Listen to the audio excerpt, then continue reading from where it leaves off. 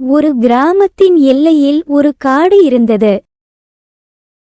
கிராமத்திலிருந்த ஒரு கோவிலில் உள்ள கதவில் ஒரு வெள்ளி மணி கட்டப்பட்டிருந்தது.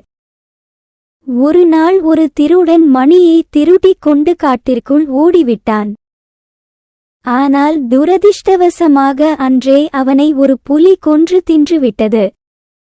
கோவிலுக்கு சொந்தமான வெள்ளி மணி காணாமல் போனதில் கிராம மக்கள் மிகவும் வருத்தமடைந்தனர்.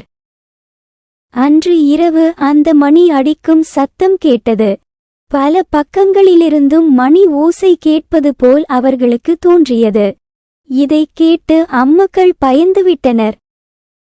கோவில் மணியை திரும்பப் பெறுவதற்கு கிராம மக்கள் எந்த முயற்சியும் எடுத்துக் கொள்ளவில்லை என்று கோவிலில் இருந்த தெய்வம் கோபித்துக் கொள்வதாக அந்த மக்கள் எண்ணி பயந்து போனார்கள். மறுநாள் கிராம மக்கள் சிலர் மணியை தேடி காற்றுக்குள் சென்றனர். ஆனால் மணி எங்கிருக்கிறது என்பதை அவர்களால் கண்டுபிடிக்க முடியவில்லை. ஊருக்கு திரும்பினர். அந்த இரவும் அவர்களுக்கு மணியோசை கேட்டது. ஒருமுறை ஒரு திசையில் இருந்தும் அடுத்த முறை வேறு திசையில் இருந்தும் மணியோசை கேட்பது போல் அவர்களுக்கு தோன்றியது. உண்மையிலேயே அந்த மக்கள் மிகவும் நடுங்கி போனார்கள். மறுநாள் அந்த கிராமத்தை சேர்ந்த ஒரு சிறுவன் உண்மையில் என்னதான் நடக்கிறது என்பதை கண்டறிய காட்டிற்கு புறப்பட்டான். தனியாக காட்டுக்குள் சென்றான். சிறிது நேரத்திற்கு பிறகு முரசு அடிக்கும் சத்தமும் மணியோசையும் கேட்டது. அவன் தைரியமாக சத்தம் வந்த திசையை நோக்கி சென்றான். அங்கு ஒரு குரங்கு கூட்டம், ஒரு முரசு, ஒரு மணி, சில உடுப்புகள் இவற்றை வைத்துக்கொண்டு விளையாடிக் கொண்டிருப்பதைக் கண்டான்.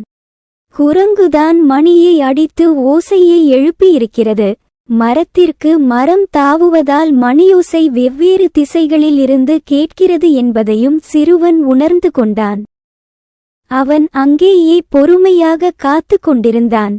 ஒரு குரங்கு மணியை வைத்து விளையாடியவாறே அந்த கூட்டத்தில் இருந்து பிரிந்து வந்தது ஒரு மரத்தில் உட்கார்ந்தது. இதற்காக காத்திருந்த சிறுவன் குரங்கின் எதிரே சில பழங்களையும் கொட்டைகளையும் வீசி எறிந்தான். சிறிது நேரத்திற்கு பிறகு குரங்கு பழங்களையும் கொட்டைகளையும் பார்த்தது. அவற்றை எடுப்பதற்காக மரத்திலிருந்து இறங்கியது. ஆனால் நிறைய பழங்களும் கொட்டைகளும் இருக்கவே மரத்திலேயே மணியை வைத்தது. இறங்கி வந்து அவற்றை பொறுக்க ஆரம்பித்தது. இந்த சமயத்திற்காக காத்திருந்த சிறுவன் விரைந்து சென்று மணியை எடுத்துக்கொண்டான். கிராமத்திற்கு ஓடி வந்தான். காட்டில் உண்மையில் என்ன நடந்தது என்பதை கிராம மக்களிடம் விவரமாக எடுத்துக் கூறினான். சூழலை உணர்ந்து சிந்தித்து செயல்பட்ட சிறுவனை அனைவரும் பாராட்டினார்கள்.